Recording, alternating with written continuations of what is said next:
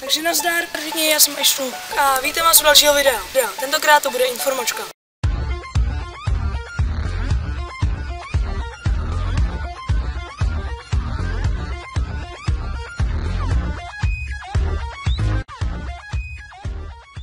Takže tohle je moje první informačka na tomhle kanále a v ní bych vám chtěl říct o tom, že jak se blíží ty prázdniny, tak já nebudu moc natáčet videa.